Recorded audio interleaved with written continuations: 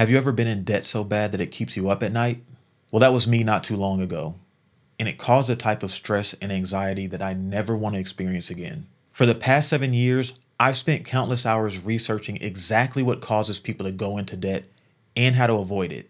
So in this episode, I'm going to show you the 5 main money mistakes that keep people in debt their entire lives, how banks disguise their most common debt product to keep you and I broke forever, and the truth about tax refunds that prevents us from building wealth and passing on an inheritance to our loved ones. I've included time codes in the show notes below in case you'd like to skip around, but let's get right to it. 78% of Americans are living paycheck to paycheck. Finds more Americans say they're struggling to keep up with paying their bills. And the reasons why have nothing to do with how much money people make, but more so about the poor decisions we make. And if we continue to fall into these 5 main traps, we're destined to be broke forever. The first and one of the biggest signs that we can predict that someone will stay in a bad financial state is that they don't have dedicated funds set aside for emergencies. See, most people will put their money towards bills, car, house, entertainment, even investing, but we forget about one main law, and his name is Murphy. The law that's been proven over time that anything that can go wrong will go wrong at the worst possible time. The car breaks down, the AC goes out in the middle of August, and these are just things that have happened to me in the past 12 months. But I know everybody experiences things like this. And if we don't have any cushion to cover these unexpected expenses, it'll likely keep us broke forever. And here's why. In a recent study from the Federal Reserve, it showed that a shocking 40% of Americans lack enough money to cover a $400 emergency expense without turning to credit cards or loans. Now that's a scary way to live, because if every time that something went wrong, we had to borrow money from somewhere to cover that expense, we'll be getting charged interest. And if you're not familiar with what interest is, it's simply an added fee for borrowing money. And that can be in the form of a credit card, personal loan, and it goes on and on. And in my opinion, having an emergency fund is one of the smartest things that you could do, because anything could happen. A medical emergency, and the average cost of that is about $2,000. Car repairs, you're looking to spend anywhere between $500 to $1,000. Home repairs, that's anywhere from a few hundred to a few thousand. And all of those things are stressful. But I think the worst of them all is job loss, where you're either taking a major blow to your income or have no income at all. And I can speak to this from experience. I recently lost my job and got blindsided out of nowhere. But thankfully, I had an emergency fund in place that kept things afloat until I was able to reestablish an income. Now, if you may have ever faced a situation where you had to turn to a credit card or a personal loan to cover unexpected expenses, to avoid this in the future, financial experts suggest putting away enough money into a separate account that can cover 3 to 6 months of your expenses. Not only will this give you cushion to cover these emergencies, but it'll prevent you from borrowing money and paying interest on top of it. And I think what's even better than that is it'll give you more peace of mind so you could sleep better at night, knowing that not if, but when something goes wrong, you'll have the money to cover it. Another major sign that keeps someone from winning with money is if they love to swim in a sea of car payments. Most people don't think this way, but if you can't pay for a car in cash, then you can't really afford it. Because living with car payments is guaranteed to keep you in debt, and it keeps you paying a ton of high interest. And you don't want to end up like these guys. How much is your car payment? Mine's $700. His is $900. And their car payments? My truck payment is $970 a month. Good God. See, the average car payment in America now for new cars is $730. And for used cars, it's $530. And that doesn't even include the cost of insurance and maintenance. So I'm sure you can see how this can put a dent in somebody's income. But I will say in most cases, depending on your money situation, that it's more practical to buy a used car versus a new car. Because one of the biggest problems with buying a new car that will keep us broke forever is known as depreciation. There are tons of studies that show that within 5 years, a new car will depreciate about 60% of its value. Let's say you buy a brand new car that costs $50,000, and after 5 years, it depreciates 60%. That car would then be worth $20,000. Now, over that 5-year period, you made that grueling car payment every single month. But let's not forget about the interest that you paid. So when it's all said and done, you would have ended up paying $60,000 for a car that's worth 20. So really we'd be losing money twice because of interest paid and depreciation. I mean, it'd be like taking a $100 bill and ripping it in half and then setting it on fire. And for that reason, my personal opinion is only paying cash for an affordable car based on your income. And furthermore, I would stay away from buying a new car unless you have a net worth of $1 million or more because of the fact that it depreciates so quickly. Now, this next reason that keeps people broke is what I think that most of us suffer from. And that's not having any form of a budget in place. See, most of us look up at the end of the month and have little to no money left, but we don't know where it went. And this point has been demonstrated by a recent study by CNBC showing that 73% of people don't regularly follow a budget. And look, I get it. The word budget sounds terrible. I mean, it's like we're getting an allowance or something. But the thing is, the truth about a budget is that it's not about restriction, but it's about aligning your spending with your goals. And without having a budget, it's easy for our spending to get out of control. I mean, check out some of these statistics. The average American household spends nearly $18,000 a year on non-essential items. And this is one I thought was interesting. In 2023, the average delivery service customer is spending nearly $400 a month.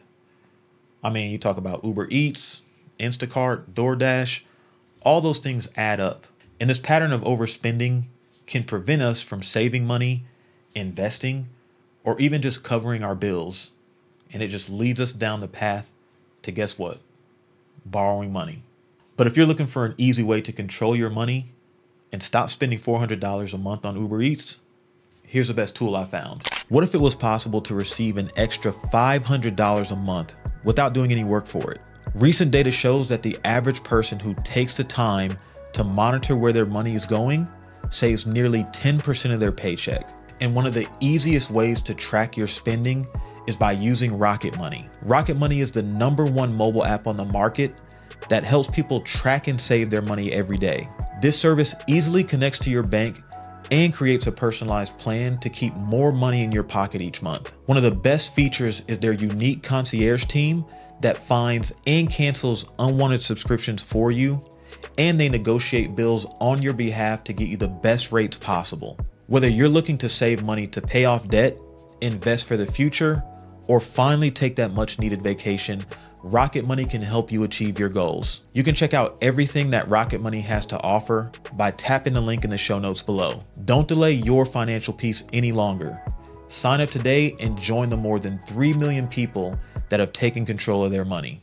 The next major wealth killer, and this is the one that makes me the most upset, and I'll tell you why later, but it's revolving credit card debt. I'm already getting pissed. Now, this is the one that gets the most pushback.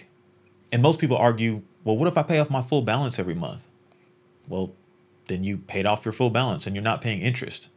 And if you can predict the future and guarantee that you're never going to get laid off, or that you're not going to shred your Achilles playing a game of pickup and have to come out of pocket for those medical expenses, then go for it. But the truth is, this country's in over $1 trillion of credit card debt. So somebody ain't paying the full balance every month.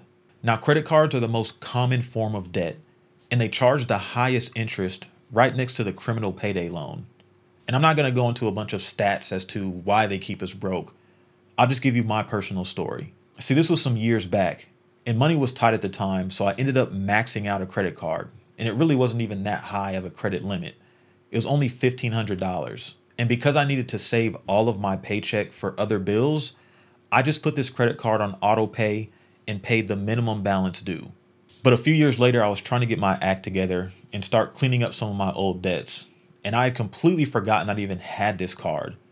But I remember that the max out balance was like $1,500, and I was paying it for 3 years. So I probably owed like $500 or $600 left on it. Bro, I looked at the balance and it was still at $1,300 after 3 years of making payments. And the reason why the balance was still so high is because of this thing called, say it with me, interest. Now I'm going to show y'all something, but if you have a credit card, I dare you to go look at this. Because every month, your credit card company will send you a credit card statement. And on that statement is a section that has some disturbing information. If you look at the statement of the credit card that I had, you'll see that it shows a new balance owed of $1,311. And underneath that, it gives a couple of payment warnings. But the one that I want you to focus on is the minimum payment warning. And that reads, if you make only the minimum payment each period, you will pay more in interest and it will take you longer to pay off your balance. Now, we've already covered what interest is, and that's bad enough. But that's not even the worst part. The next part of this credit card statement shows a chart. And it says, if you make no additional charges using this card and each month you pay only the minimum payment, you will pay off the balance shown on this statement in about 12 years. And you will end up paying an estimated total of $2,673. But remember, the original balance I had on this card was $1,300. So because of interest and paying minimum payments, I would end up paying more than double the amount that I borrowed. And even on top of that, these numbers that they gave me were based on me never using the card again. And that's the problem with credit cards. Just one tap and the cycle starts all over again, where I'm paying more interest and it takes me longer to pay it off. And there's literally no end date to your bondage. And I know that everybody has their personal opinion about credit cards, but based off my life experience, I would suggest that if you're not in credit card debt, to never get into it. And if you are in credit card debt, to pay it off as soon as possible and never look back. Because if we continue to use credit cards, we'll never get ahead financially, and we'll be giving our money to the banks for the rest of our lives. Now, the other sign that keeps us broke, and I know this is especially tough nowadays, but it's that our house payment equals out to be too much of our take-home pay.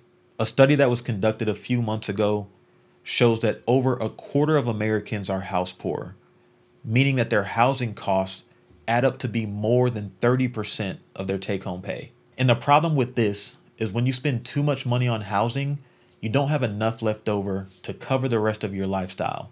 Let's say that you make $5,000 a month and your mortgage is 40% of your take-home pay, which is $2,000. That will leave you with $3,000 to cover all the rest of your expenses throughout the month. And when you think about all the payments that we make every month, anything from car payment to utilities, groceries, subscriptions, gas, childcare, after all those things are paid, it doesn't leave much margin for unexpected expenses or to enjoy life, and it makes it really easy for us to rely on borrowing money. And for this reason, financial experts recommend that your house payment be no more than 25% of your take-home pay. Now, there's one factor that all these things have in common that keep us broke, and that's the literal price that we pay for borrowing money. And if you might be in debt and want to break this cycle, check out my free guide that has 7 practical and proven steps to get out of debt and start building wealth. It'll be linked in the show notes below, or you can visit notitribe.com/rich. That's NOTI tribe.com/rich to pick up your free copy today. But if you want to learn about even more ways to make and manage your money, stay tuned and I'll be back before you know it. If you're enjoying this episode, you can also listen to us on the go. Find Early Career to Entrepreneur wherever you listen to podcasts, and give us a follow today.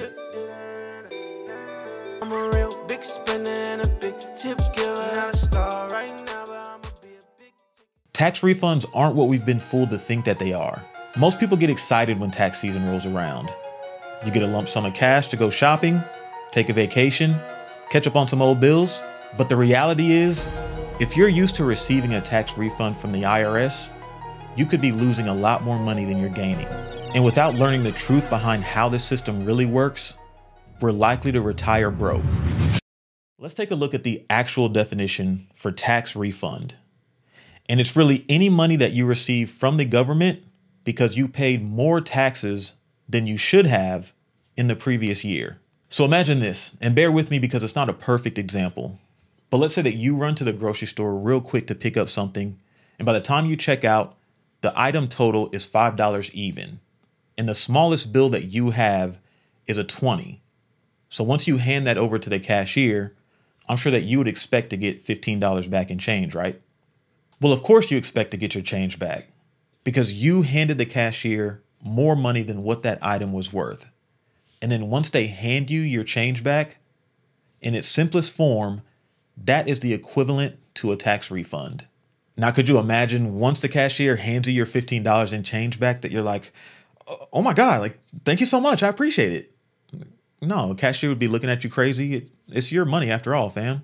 But because of the way that the tax system is set up, most all of us have been programmed to feel this false sense of emotional high once the government gives us back our change after holding it for almost a year once tax season rolls around.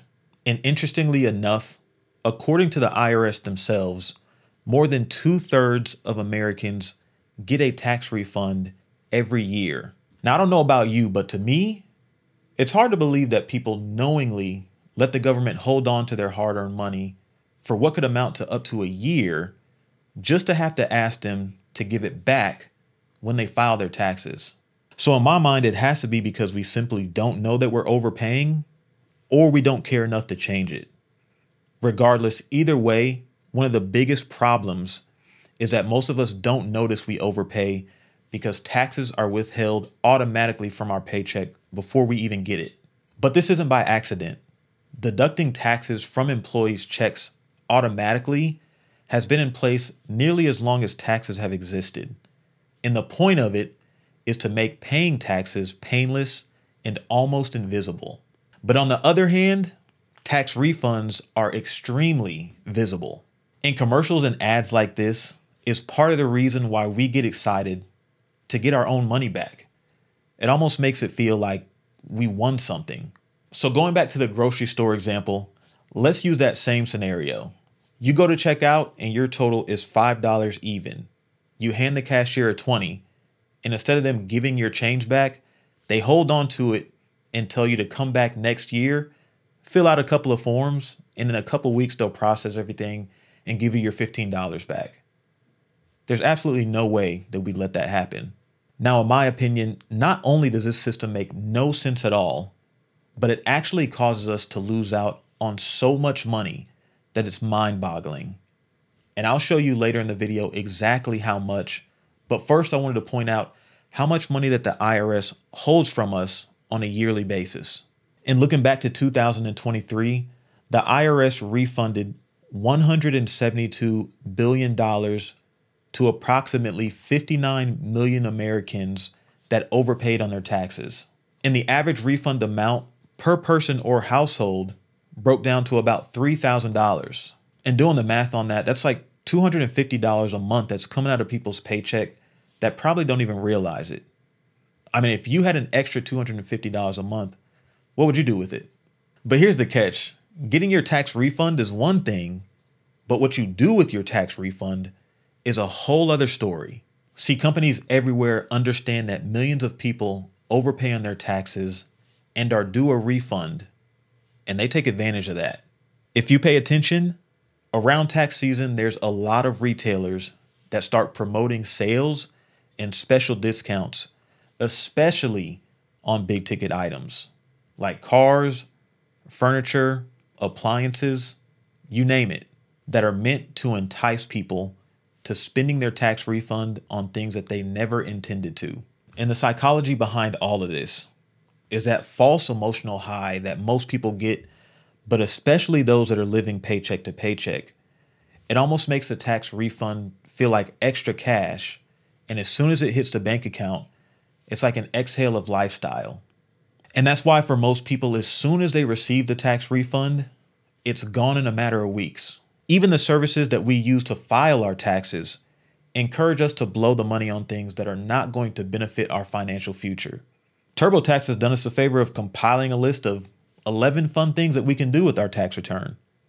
Go shopping, pamper yourself, take a trip. And overall, none of these things are bad to do. But when you look at the state of the nation, we're in $1 trillion of debt across pretty much every consumer category out there. Cars, student loans, credit card debt. So for most people, just splurging away the tax refund might not be the best option. So as a side note, if you want to find out if you are overpaying on taxes out of your paycheck, I'm not a tax expert, but I would recommend that you get with a tax professional. So you could go to a quick Google search, or personally, I used RamseySolutions.com that matches you with local tax professionals in your area. By answering a couple questions and entering your zip code, it'll give you a list of tax experts in your area that you can reach out to. And if it turns out that you are overpaying in taxes out of your paycheck, you'll likely need to get with your human resource department at your company to update your tax forms. The goal is for the taxes withheld from your paycheck to be as close to $0 as possible by the end of the year, meaning that you don't owe the IRS for not paying enough taxes, but that you also don't receive a refund from paying too much. This will make it to where you're receiving your entire paycheck throughout the year. And here's the reason why you should do this ASAP. Now, to break down how much money that we're losing out on by continually taking tax refunds, I wanted to show you what would happen if we invested that money and the power of something called compound interest. Now, as a demonstration, I'm just going to use the average numbers that we discussed earlier. So let's say that you regularly got a tax refund equal to the national average of $3,000. If you were to instead retain that $3,000 instead of letting the government borrow it for a year, you would have an extra $250 a month. Now, with that extra $250, let's look at investing it into a fund called the S&P 500, which is a group of the top 500 leading companies in the United States that's been around since the 1920s. Now, just so you can see what the S&P 500 has done historically, the average amount money has grown while invested in this fund over the past 30 years has been an average of 10% year over year. So using this investment calculator, if we were to invest $250 every month into this fund, let's say from the age of 25 to 65, and you started with $0 invested, and you received a 10% annual return, you would end up with $1.5 million by the time that you reach the age of retirement. And to break those numbers down further, the amount that you would have invested would equal $120,000. But the growth from the stock market and compound interest from that money being invested would be 1.4 million. Now, compared to letting the government hold our money year after year and not giving us anything for it, this sounds like a lot better option. And on top of that, having a plan to invest your money will also help us avoid that emotional high of receiving a tax refund and just blowing it on something that's not going to help us in the future. But just to give you a personal example of how your money can grow in the stock market, here's a screenshot of my investment account. I use the Robinhood app to invest some of my money. And if you look at the growth of this investment over the past year, it's up 10.8%. And that equals an extra $3,884 that my money has grown for doing absolutely nothing. And even looking at just the past 3 months, my investment is up nearly 12.5%, totaling $4,425 that my money has grown.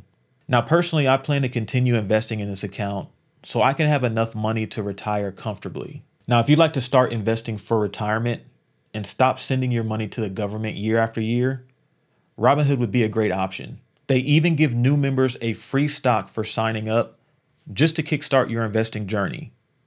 Here's some more information if you might be interested. Robinhood is one of the top investment apps that gives us access to the world's most powerful stocks without charging any commissions. It has a user-friendly layout that makes it easy to understand whether a stock would be a good investment based on its past performance. They also have tons of stocks offering dividends, meaning a company will pay small amounts of their earnings back to you on a regular basis just for investing in them. If you're interested in investing for the future, you can sign up using the link in the show notes below, and Robinhood will gift you a free stock valued anywhere between $5 to $200 just for signing up. So go ahead and grab your free stock today and start your wealth building journey.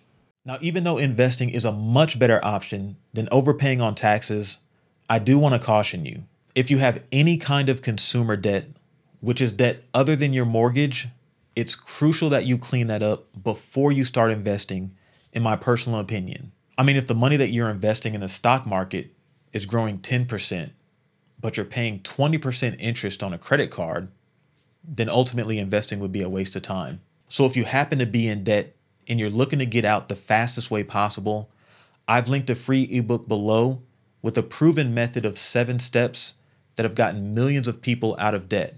Tap the link in the show notes below to download the guide for free.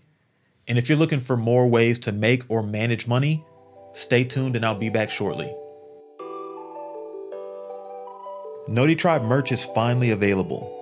Make a statement and grab your exclusive NOTI Tribe merch today by tapping the link in the show notes below. I'm a real big spender and a big tip giver. Not a star right now, but I'm a big. You've probably fallen for this trick before. With Quicksilver from Capital One, you're earning unlimited 1.5% cash back on Banks make it seem like they're here to help us. But here's the reality. Americans have set a new record for credit card debt. Total balances have topped $1 trillion. I've studied the ins and outs of how these institutions scam us into staying broke. And what I'm going to show you goes a lot deeper than you think.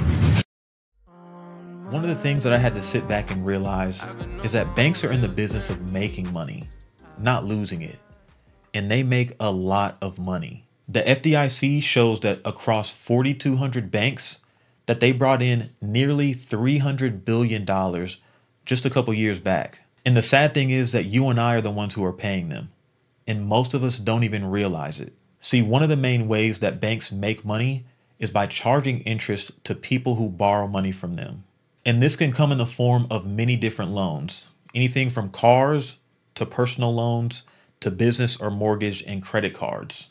Now, obviously, banks don't just come up to us and tell us, hey, anytime you borrow money from us, we own you. It just doesn't happen that way. Imagine you're at dinner with a group of friends and you forget your wallet. So you turn to your buddy and ask if they can spot you $30 to cover the tab. So they say, yeah, I got you. Then they pull out a calculator and say, for each day it takes until you pay me back, I'm going to charge you 57 cents. I mean, we're probably never going to borrow money from them. We might not even be friends after that. So why do we keep taking out loans? And I'm not judging anybody because it's really not even our fault. See, banks are master marketers and they have dedicated departments with some of the most brilliant marketing minds on the planet. They've done decades and decades of research and study our spending habits to know exactly how to get us to borrow money. That's why you see commercials with well-known actors and influencers that play during popular shows and major sporting events. In 2021 alone, Chase and Bank of America each spent nearly $3 billion with a B on advertising alone. No wonder why we get sucked in. And here's the most sneaky advertisement of them all. You use the Quicksilver card from Capital One with no annual fee and unlimited 1.5% cash back on every purchase everywhere. Tricks like these have led our country to being in over $1 trillion of credit card debt. But there's a reason why it works so well that taps into the way that we think.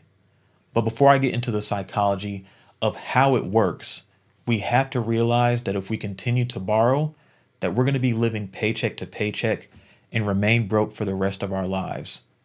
And to break this cycle, we have to be more intentional about where our money's going.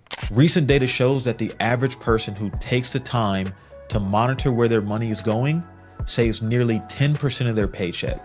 And one of the easiest ways to track your spending is by using Rocket Money. Rocket Money is the #1 mobile app on the market that helps people track and save their money every day. This service easily connects to your bank and creates a personalized plan to keep more money in your pocket each month. One of the best features is their unique concierge team that finds and cancels unwanted subscriptions for you, and they negotiate bills on your behalf to get you the best rates possible. Whether you're looking to save money to pay off debt, invest for the future, or finally take that much needed vacation, Rocket Money can help you achieve your goals. You can check out everything that Rocket Money has to offer by tapping the link in the show notes below. Don't delay your financial peace any longer. Sign up today and join the more than 3 million people that have taken control of their money. So here's a few of the main problems with cashback rewards, or really any credit card for that matter.